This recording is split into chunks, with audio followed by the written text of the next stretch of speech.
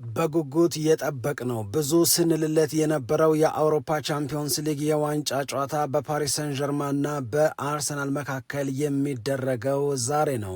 በሃንጋሪ ቡዳፔስት ሁለቱ ክለቦች ለትልቁ ክብር ይፋለማሉ። ድል የማን ይሆናል የሚለው ደግሞ የመላው ዓለም የእግር ኳስ ወዳጆች ትልቅ ጥያቄ ነው። ይህንን ጨዋታ በተመለከተ ዓለማችን ላይ አሉ የሚባሉ የቀድሞ እግር ኳስ ተጫዋቾች፣ አሰልጣኞች እንደዚሁም ደግሞ ታላላቅ ትንታኔ ባለሙያዎች ሐሳቦቻቸውን ይሰጣሉ።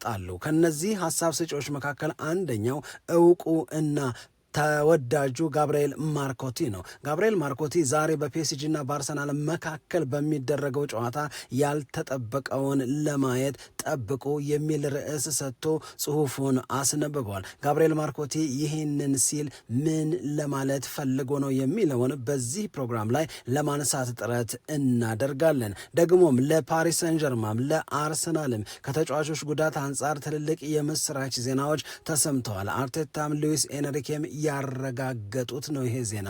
ጁሪያን ቲምበር ለጨዋታው ዝግጁ ነው፣ የመጀመሪያ ተሰላፊም ይሆናል ተብሏል። ኖኒ ማድዌኬም ከጉዳቱ ሙሉ በሙሉ አገግሟል። በሌላ በኩል በፓሪስ ሰን ዠርማ በኩል ደግሞ የመስመር ተከላካዩ አክራፍ ሀኪሚ እንደዚሁም ደግሞ ዋናው ተጫዋች ኦስማን ደምቤሌ ለጨዋታው ዝግጁ ናቸው ብለዋል አሰልጣኝ ሉዊስ ኤንሪኬ።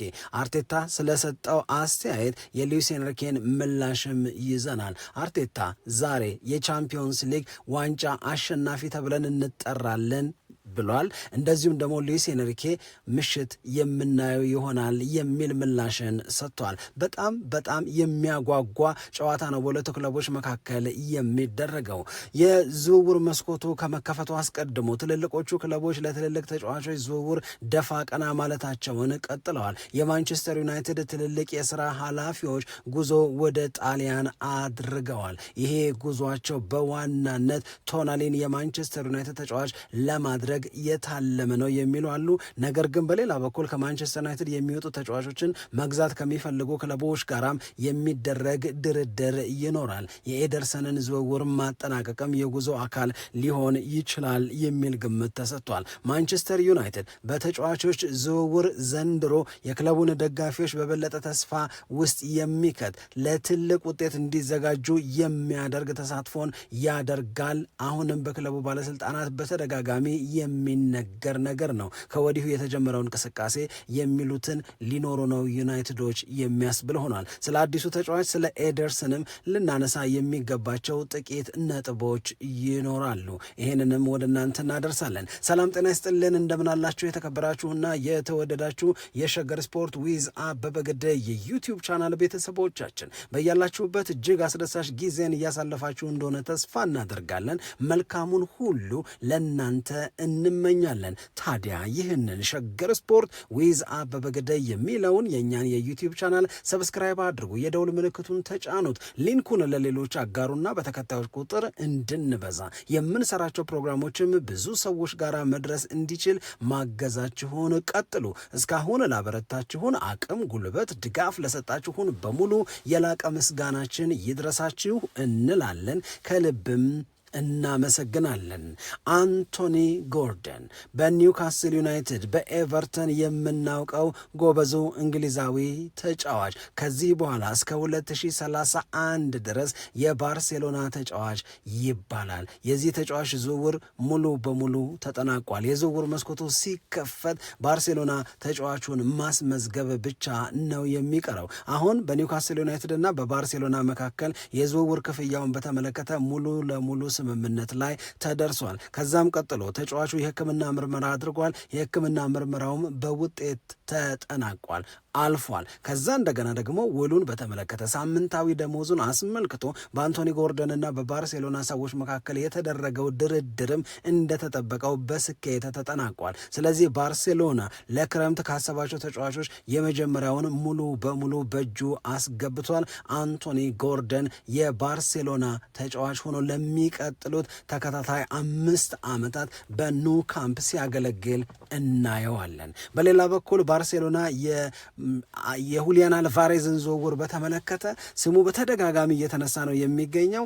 ነገር ግን የባርሴሎና አካሄድ ቅር አሰኝቶኛል ያለው አትሌቲኮ ማድሪድ የተጫዋቹን ጉዳይ የተያዘበትን መንገድ ተከትሎ ባርሴሎናን ሊከስ እንደሚችል መረጃዎች ደግሞ እየወጡ ይገኛሉ። ስለዚህ ባርሴሎና ሞር ፕሮፌሽናል በሆነ መንገድ ነገሩን እንዲያስኬድ አትሌቲኮ ማድሪድን ያከበረ ልጁን የሚያረጋጋ በአትሌቲኮ ማድሪድና በሁሊያን አልቫሬዝ መካከል ምንም አይነት ችግር የማይፈጥርን መንገድ መከተል መቻል አለበት የሚል አቋም ነው በአትሌቲኮ ማድሪድ በኩል የሚነገረው። ሁሊያን አልቫሬዝን ለማስፈረም ባርሴሎና 100 ሚሊዮን ዩሮ ልስጥ ብሏል። አትሌቲኮ ማድሪድ ደግሞ ከዛ በላይ ነው ተጫዋቹ የሚያወጣው የሚል አቋም አለው። በሌላ በኩል አሁንም ባርሴሎናንና አርሰናልን የሚያገናኝን አንድ ጉዳይ እናንሳ። በዘንድሮ የውድድር ዓመት አርሰናል 8 ተጫዋቾችን ወደ ቡድኑ ቀላቅሏል። ለአንዳንዶቹ የዝውውር ሂሳብ ከፍሎ ለአንዳንዶቹ ደግሞ የውሰት ስምምነትን በመፈጸም ነው። በውሰት ስምምነት አርሰናልን ከተቀላቀሉም በኋላ ጥሩ አገልግሎት ከሰጡ ተጫዋቾች መካከል አንደኛው ፒየሮ ሂንካፔ ነው። ይህ ተጫዋች በተለያዩ ቦታዎች ለአርሰናል አገልግሎትን ሰጥቷል። በግራ መስመር መከላከልም ይሁን በሌሎች የሴንተር ባክ አገልግሎቶችም ጥሩ የሚባል የውድድር ጊዜን ከአርሰናል ጋር አሳልፏል። ብዙዎቹ የአርሰናል ደጋፊዎች አርቴታ፣ አንድሪያ ቤርታ የዚህን ተጫዋች ዝውውር ከውሰት ወደ ቋሚ ዝውውር ይቀይሩታል ብለው በጉጉት ይጠብቃሉ።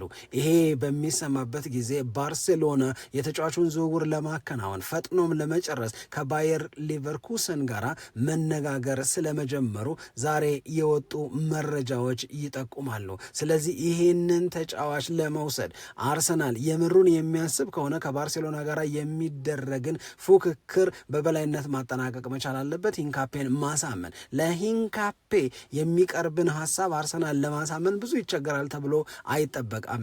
ምክንያቱም የሂንካፔ የአርሰናል ቤት ቆይታ ለአርሰናል የሚሰጠው ተጨማሪ አድቫንቴጅ አለ። ነገር ግን እንደ ባርሴሎና አይነት ክለቦች ይፈልጓችኋል ሲባሉ ደግሞ ተጫዋቾች ሌላ ስሜት ሊይዙ ይችላሉ። በዋናነት ግን አርቴታ ይህንን ተጫዋች ለማቆየት ይፈልጋሉ። የልጁ ቨርሳታይል ኳሊቲ የአርቴታን ቡድን ጥንካሬ ወደሚፈለገው ከፍታ ይወስደዋል የሚል አስተያየትንም እንደዚሁ የሚሰጡ ሰዎች አሉ። ሪያል ማድሪድ ከጃኦ ኔቬስ ጋር በተያዘ ስሙ እየተነሳ ይገኛል። መሀል ክፍሉን ለማጠናከር ከፍተኛ ስራ የመስራት ፍላጎት ያለው ሪያል ማድሪድ የፓሪስ ሰን ጀርማውን ጃኦ ኔቬስን ለመውሰድ ከፍተኛ ጥረት ያደርጋል የሚል መረጃ ወጥቷል። ከዛ በተጨማሪ ግን አሁንም የሚሰሙ የተለያዩ መረጃዎች የሚያሳዩት ዩቬንቱስ የሊቨርፑሉን ዋና ግብ ጠባቂ አሊሰን ቤከርን ማግኘት የሚችል ከሆነ አይኑን አያሽም ተብሏል። አሊሰን ቤከር እስከ 2027 ድረስ ከሊቨርፑል ጋር የሚያቆይ ስምምነት አለው። ነገር ግን ይህንን ግብ ጠባቂ በዚህ ወቅት መልቀቅ በሊቨርፑል በኩል አይፈለግም። ስለሆነም ዩቬንቱስ የሚለው አሊሰን ቤከርን ባገኝ በጣም ደስ ይለኛል፣ የውል ዘመኑ ሊያበቃ ስለሆነ የማገኝበት ዋጋ ዝቅ ስለሚል እንደ ጥቅም ወስደዋለሁ ይላል። ነገር ግን የዚህን ግብ ጠባቂ ዝውውር ለማጠናቀቅ በሊቨርፑል በኩል ምቹ ሁኔታ የማይፈጠርልኝ ከሆነ ሁለተኛውን ግብ ጠባቂያቸውን ጆርጂ ማማርዳሻቪልን ለማስፈረም እፈልጋለሁ የሚልም አቋም አለው። ይሄም ከሊቨርፑል ጋር በተያዘ ዩቬንቱስን አስታኮ ሊነሳ የሚገባው ጉዳይ ነው። ወደ አውሮፓ ቻምፒዮንስ ሊግ እንሂድ። አውሮፓ ቻምፒዮንስ ሊግ ላይ በጣም ብዙ ነገሮች ናቸው የሚነገሩት። እነዚህ ብዙ የምንላቸው ነገሮች መካከል አንደኛው ለምሳሌ አርቴታም ሉዊስ ኤንሪኬም ከጨዋታው በፊት ጋዜጣዊ መግለጫ ሰጥተዋል። በጋዜጣዊ መግለጫዎቻቸው ላይ የሚናገሯቸው ነገሮች፣ የሚሰጧቸው ሀሳቦች የእውነት ለመናገር ጨዋታውን በበለጠ ጉጉት እንድንጠብቀው የሚያደርግ ሆኖ ነው ያገኘሁት። እነዚህ አሰልጣኞች ለምሳሌ አርቴታ ዛሬ አርሰናል የአውሮፓ ሻምፒዮን ተብሎ ይጠራላል። እንዲህ ባለ ልበ ሙሉነት ሲናገር እኔ ከዚህ በፊት ሌላም አሰልጣኝ ራሱን አርቴታንም ሰምቼ አላቅም። እናሸንፋለን፣ ጨዋታውን ለማሸነፍ የሚያስፈልግ ዝግጅት አድርገናል፣ ጨዋታው ከባድ ነው፣ ፒኤስጂ ተጋጣሚያችን ብለው ለተጋጣሚያቸው ምናምን የሚሰጡት ክሬዲት አለ። የጨዋታውን አስቸጋሪነት ሜዳ ውስጥ የምንችለውን እናደርጋለን ምናምን ሲሉ ነው እንጂ የሚሰማው የአውሮፓ ሻምፒዮን ተብለን እንጠራለን የሚል ማሸነፋቸውን በእርግጠኝነት አድሬስ ማድረግ እኔ ብዙ የተለመደ ነገር አይደለም። አሁን ግን አርሰናል ቤት የእውነት ለመናገር በጣም በጣም በጣም የሚያስደስት ያዝልቀው የሚያስብል በተለይ ደግሞ እንደተናገሩት ኖረው የዛሬ ምሽቱን ጨዋታ የሚያሸንፉና ዋንጫውን የሚወስዱ ከሆነ ለአርሰናል እንደገና ሌላ ክብር የምንሰጥበት ምክንያት ይኖርናል። አርቴታ ግን ይህንን ነው የሚናገረው። በአውሮፓ ሻምፒዮንነት ስማችን ይጠራል ነው።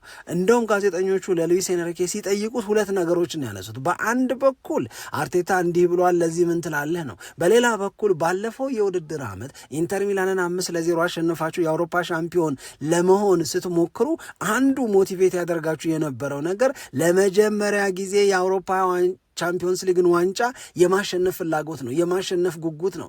አሸንፈን አናውቅም፣ ዘንድሮ ለመጀመሪያ ጊዜ የምናሸንፍበት የውድድር ዓመት መሆን አለበት የሚለው ሞር ሞቲቬት አድርጓቸዋል። እናንተ ባለፈው የውድድር ዓመት ዋንጫውን ለማንሳት የረዳችሁ እስከዛሬ አሸንፋችሁ አለማወቅ ዘንድሮ ለአርሰናል አይሰራም ብለህ ታስባለህ ወይ? አርቴታ ተጫዋቾቹን አርቴታ ራሱን ሞቲቬት የሚያደርገው አርሰናል በታሪኩ ለመጀመሪያ ጊዜ የአውሮፓ ቻምፒዮንስ ሊግን ዋንጫ የሚያሸንፍበት ቀን ዛሬ እንዲሆን ነው ብለው ጠየቁት። አዎ ልክ ነው፣ ይሄ በደንብ ነው የሚያበረታው፣ እኛን ባለፈው የውድድር ዓመት አበርትቶናል አለ። ነገር ግን ለመጀመሪያ ጊዜ የቻምፒዮንስ ሊግን ዋንጫ ለማሸነፍ ሞቲቬት ከምትሆነው በላይ መድገም ሞቲቬት ያደርጋል። እኔ የተረዳሁት እሱን ነው ብሎ በጣም የሚገርም መልስ ሉዊስ ኤንሪኬ ሰጥቷል። ለመጀመሪያ ጊዜ ማሸነፍ ጉጉት አለ፣ ፕሬሸርም ግን አለው። ለሁለተኛ ጊዜ ማሸነፍ ግን ታሪክ ነው። ከ36 ዓመት በኋላ እንግዲህ በእነዚህ 36 ዓመታት ውስጥ ሪያል ማድሪድ ብቻ ነው አንድ ጊዜ የተከታታይ የአውሮፓ ቻምፒዮንስ ሊግን ዋንጫ ማሸነፍ የቻለው። የሪያል ማድሪድ ያውም 3 ዋንጫውን የወሰደው። ከሪያል ማድሪድ ውጭ በእነዚህ 36 ዓመታት ውስጥ ሌላ ማንም የአውሮፓ ቻምፒዮንስ ሊግን ዋንጫ ደግሞ አንስቶ አያውቅም። ስለዚህ ይሄንን የማድረግ ፍላጎት፣ ታሪክን የመስራት ስምን ከፍ አድርጎ የማጻፍ ፍላጎት ለመጀመሪያ ጊዜ ለማሸነፍ ከምትለፋው ልፋት በላይ ያለፋሃል። ከሞቲቬት ከሚያደርግህ በላይ ያምናው የዘንድሮ ሞቲቬት ያደርጋል የሚል አስተያየትን ሰጠ። አርቴታ አለላላችሁት ነገር ውብልሲ እናያለን፣ የሚሆነውን ነገር ደርሷል፣ ሰዓቱ እንተያያለን አይነት ስሜት ነው ሉዊስ ኤንሪኬ የሚናገረው። እና ሁለቱንም ውሰዱት፣ እንተያያለን የሚለውን የሉዊስ ኤንሪኬን እንደዚሁም ደግሞ ማሸነፋችን አይቀርም የአውሮፓ ሻምፒዮን ተብለን እንጠራለን የሚለውን የአርቴታን ሀሳብ ስትወስዱት ይህንን ጨዋታ በጉጉት ላለመጠበቅ ምክንያት አይኖርም። እንደገና በአርሰናልም በፒኤስጂም በኩል የተጫዋቾች ጉዳት የሚያደበዝዘው ፉክክር አይደለም የሚሆነው። ምክንያቱም አክራፍ ሀኪሚ ተመልሷል አለ፣ በጨዋታው ላይ መግባት ይችላል። እንደገና ደግሞ ኦስማን ደምቤሌ ሙሉ በሙሉ ድኗል፣ ምንም ችግር የለማል። ስለዚህ አሁን ለሉዊስ ኤንሪኬ ሁሉም ተጫዋቾች በተሟሉበት ካሉት ተጫዋቾች መካከል ማንን መርጦ አስገብቶ የተሻለ መንቀሳቀስ የተሻለ ውጤት ማምጣት ዛሳብቱሂም በቃ የእሱ ፋንታ ነው የሚሆነው። በተመሳሳይ ሁኔታ የአርሰናል አሰልጣኝ አርቴታም አረጋግጦ የተናገረው ጁሪያን ቲምበር ድኗል ብቻ ሳይሆን በዛሬው ጨዋታ የመጀመሪያ ተሰላፊ መሆን ይችላል። ይሄ ዜና ማድዌኬንም ይመለከታል። ማድዌኬም ድነዋል። ስለዚህ ቡካዮ ሳካ ጥሩ ከሆነ በቡካዮ ሳካ ጨዋታውን ለመጨረስ ካልሆነ ኖኒ ማድዌኬ አለ። በጁሪያን ቲምበር በኩል የሃቪቻን እንቅስቃሴ ለመቆጣጠር ከፍተኛ ጥረት ይደረጋል። ልጁም ደግሞ በጣም ነው የጓጓው፣ በጣም ነው የለፋው። ስለዚህ ይሄ እንዴት ጨዋታውን በጉጉት እንድንጠብቅ አያደርገንም የእውነት ለመናገር።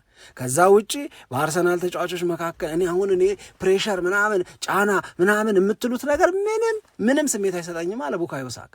እኔ የምፈልገው ሜዳ ውስጥ መግባትና ታሪኩን በተግባር መስራት ነው። ደጋፊዎች እንደዚህ ይላሉ፣ ገሌ እንደዚህ ይላል፣ እንትን እንደዚህ ይላል የሚባል ነገር የለም። በቃ ፕሬሸሩን አይደለም የማስበው፣ የሆነ የጫና ስሜት ውስጥ አይደለም ያለሁት። ታሪኩን ቶሎ መስራት መፈለግ ነው ቡካዮ ሳካ ጋር ያለው። ኦዴጋርድ በዛሬው ጨዋታ ላይ የመሰለፍ ዕድል ሊኖረው ይችላል። በኦዴጋርድ ምን ያህል ትተማመናለህ ሲባል አደለም ለሜዳ ውስጥ ጉዳይ አደለም ለእግር ኳስ ኃላፊነት ለህይወትህ እንኳን የምትተማመንበት ሰው ማለት ኦዴጋርድ ነው ብሎ አርቴታ የሚገርም አስተያየትን ስለ ማርቲን ኦዴጋርድ ተናግሯል። ህይወትህን እንኳን አምነህ ብትሰጠው የሚያሳፍር ነገር አይገጥምህም። የምትተማመንበት ሰው ነው። በአርሰናል ቤት ውስጥ ካሉ ተጫዋቾች በሙሉ ለእያንዳንዱ ተጫዋች ምርጥ ምሳሌ ሆኖ መምራት የሚችለው ኦዴጋርድ ነው ብሎ ለአምበሉ የተለየ አድናቆቱን ሰጥቷል። ህይወትህን እንኳን ህይወትህን እንኳን አትሪስክ አድርገህ በእሱ ልትተማመን ትችላለህ፣ አትከስርም የሚል አስተያየትን ሰጥተዋልና የሚወሩት የሚባሉት የሚነገሩት ነገሮች በሙሉ የእውነት ለመናገር በጣም እጅግ በጣም ያጓጓሉ። በሌላ በኩል ጋብርኤል ማርኮቲ በዛሬው ጨዋታ ላይ ማይሆን ብላችሁ የምታስቡት ነገር ሊሆን ስለሚችል ሰርፕራይዝ ነገር ጠብቁ ብሏል። ሰርፕራይዙ ማለት ያልተጠበቀ ተጫዋች ይሰለፋል ማለት ሊሆን ይችላል። ሰርፕራይዝ ማለት አርሰናል በጌሙ የሚያሳየን ነገር ይሆናል ብለን ከጠበቅነው ፍጹም የተቃረነ ሊሆን ይችላል። ፒኤስጂ ያሳየናል ብለን የምንጠብቀው ነገር አለ። ይሄ ፒኤስጂ ያሳየናል ብለን የምንጠብቀው ነገር ፍጹም የተለየ ሊሆን ይችላል። ስለዚህ ላልተጠበቀው ነገር ራሳችሁን ዝግጁ አድርጉ ነው የሚለው ጋብርኤል ማርኮቲ። ኤክስፔክት ሰርፕራይዝስ ፍሮም ፒኤስጂ አርሰናል ኢን ቻምፒዮንስ ሊግ ፋይናል ብሎ ነው አርቲክሉን የጻፈው። አሁን በጣም ብዙ የእግር ኳስ ተንታኞች ይላል ጋብርኤል ማርኮቲ፣ በጣም ብዙ የእግር ኳስ ተንታኞች፣ በእግር ኳሱ ዙሪያ ሀሳብ የሚሰጡ ሰዎች ምርጥ የማጥቃት አቅም ያለው ፓሪስ ሰን ዠርማ በጣም ምርጥ የመከላከል አቅም ካለው ከአርሰናል ጋር ጨዋታቸውን ያደርጋሉ ነው የሚሉት። ስለዚህ ቤስት አታክ ቨርስስ ቤስት ዲፌንስ ነው። ስለዚህ አርሰናል ቤስት ዲፌንስ ካለው ሞሮፍ ተከላክሎ በጥንቃቄ ላይ የተመሰረተ ከራሱ ኢኒሼቲቭ ወስዶ ለማጥቃት ከመሞከር ይልቅ የፒኤስጂ ተጫዋቾች የሚሰሩትን ስህተት ለመጠቀም ሊሞክር እንደሚችል ነው ብዙዎቻችሁ የምታስቡት፣ ብዙዎቻችን የምንጠብቀው እንደዛ ነው። ነገር ግን ከጠበቃችሁት ውጪ ሊሆን የሚችል ነገር ይታየኛል ይላል ጸሐፊው። በፓሪስ ሰን ዠርማ በኩል ደግሞ ምርጥ የማጥቃት አቅም እንዳላቸው ይታወቃል። ምክንያቱም ፓሪስ ሰን ዠርማ በዘንድሮ የውድድር ዓመት በአውሮፓ ቻምፒዮንስ ሊግ ብዙ ጎሎችን ተጋጣሚዎቹ ላይ በማግባት ቀዳሚ ከሚባሉት መካከል ነው። ምናልባት ሁለተኛ ነው። አንድ ባየር ሚዩኒክ ብቻ ሊሆን ይችላል የሚበልጠው። ስለዚህ የፓሪስ ሳን ዠርማ ጎል የማስቆጠር አቅም ጉብዝና ማንም ዲና የሚያደርገው አይደለም፣ ቁጥራቸው ያንን ስለሚመሰክር። ግን በተመሳሳይ የአርሰናልንም የመከላከል አቅም ቁጥር በደንብ አድርጎ ይመሰክረዋል። ምን ብሎ ይመሰክረዋል?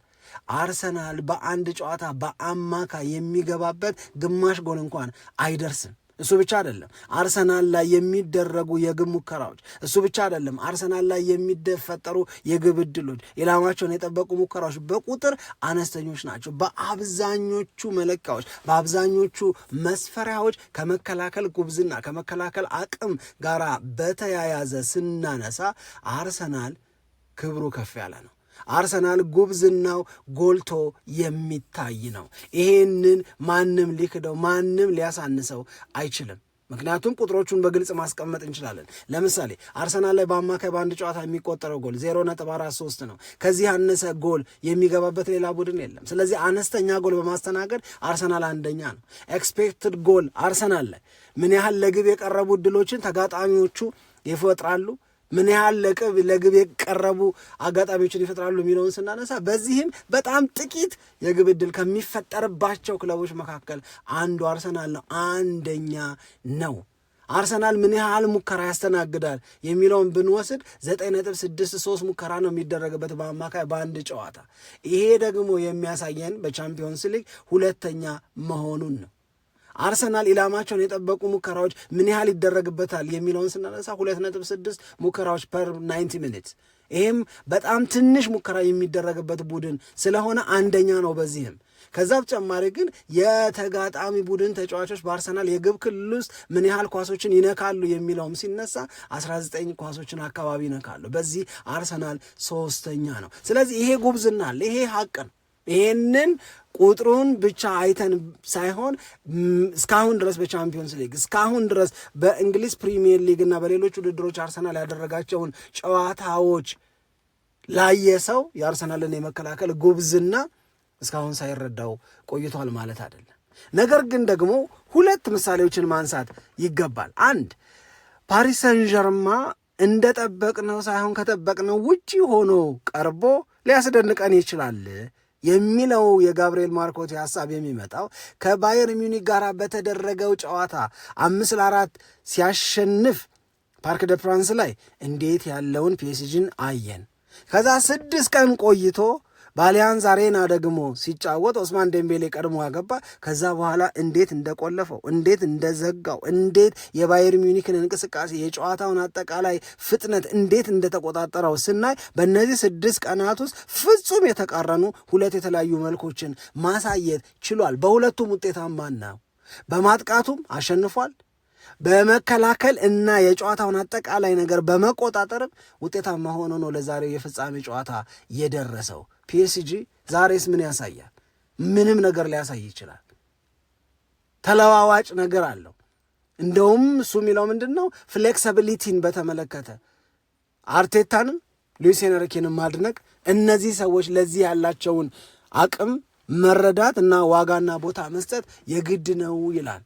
አርሰናልን በተመለከተ በቅርቡ ከማንቸስተር ሲቲ ጋር በተደረገውና ሲቲ 2-1 ባሸነፈበት ጨዋታ ያምናውን የካቻምናውን የሚመስል በጣም የሚያምር ኳስ የሚጫወት ለማጥቃት ፍላጎት ያለው በተደጋጋሚ ወደ ሲቲ የግብ ክልል የሚደርሰውን አርሰናል አይተናል። በመከላከል ጉብዝናው የምታውቁት አርሰናል ሲያስፈልግ ሲቲን በገጠመበት መንገድ ተጋጣሚዎቹን ሊገጥም ሊያስጨንቅ ብልጫ ለመውሰድ ሊሞክር ይችላል። ስለዚህ ድንገት አርሰናል በዛሬው ጨዋታ ላይ ፓሪስ ሰን ዠርማ ጎል የሚገባበት ቡድን ነው ከሚለው መረዳት ተነስቶ ባየር ሚዩኒክ 4 እንዳገባበት የማግባት ዕድል ላገኝ ይችላለሁ ብሎ ተማምኖ ማጥቃት ላይ ኳሱን ተቆጣጥሮ መጫወት ላይ ወደ ድሮ መልኬ ልመለስ ቢል የአርሰናል ተጫዋቾች ያንን ማድረግ ይችላሉ ይላል። ስለዚህ የጋብርኤል ማርኮቲ ምክር ሐሳባችሁ ልክ ነው፣ መነሻ አለው፣ ምክንያት አለው።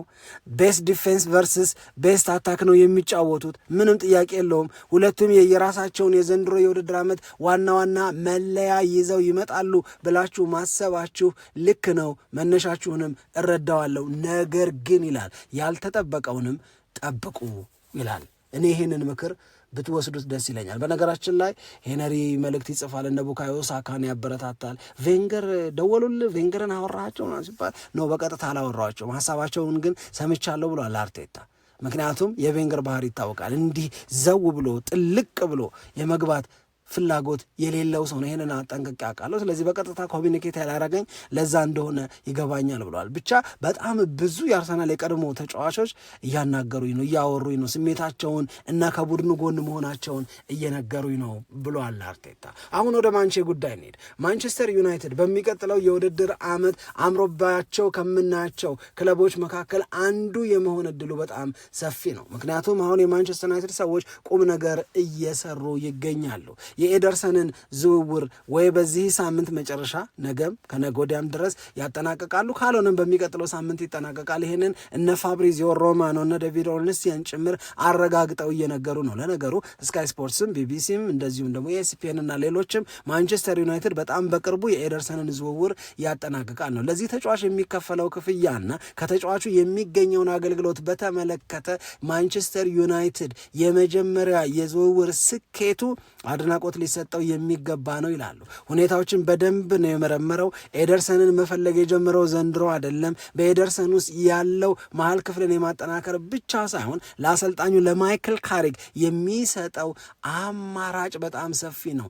አንድ አይነት ነገር ላይ ብቻ አይደለም ጉብዝናው፣ ክፍተቶች ባሉበት ሌሎች አማራጭ አገልግሎቶችም ላይ እንደዚሁ ኤደርሰንን መጠቀም ይቻላል። ስለዚህ አዲሱ የማንቸስተር ዩናይትድ ተጫዋች ሊሆን የተቃረበው ኤደርሰን ማን ነው ብሎ ስካይ ስፖርትስ በልጁ ጉብዝና በልጁ ባህሪ ከልጁ ማንቸስተር ዩናይትድ ምን ሊያገኝ ይችላል የሚለውን በተመለከተ ሀሳብ አስቀምጧል። የመጀመሪያው ነገር ታክቲካል አዳፕታቢሊቲው ነው፣ ወይም አሰልጣኙ የሚከተለውን የጨዋታ ስልት ለመላመድ እና በዛ ውስጥ ጎልቶ ለመውጣት የተለየ አቅም ያለው ተጫዋች ነው ይላሉ። ይሄንን ብቻ ሳይሆን የቀድሞ የእሱ አሰልጣኞች ከእሱ ጋር የተጫወቱ ሰዎችም የዚህን ልጅ የጌም ትራንዚሽን ወይም በጌም ውስጥ የሚኖርን ትራንዚሽን ሽግግር፣ ከዛ በተጨማሪ ደግሞ በተለያዩ አማራጭ ኃላፊነቶች ሊጫወት የሚችልበትን አቅም በጣም በጣም በጣም ነው የሚያደንቁት።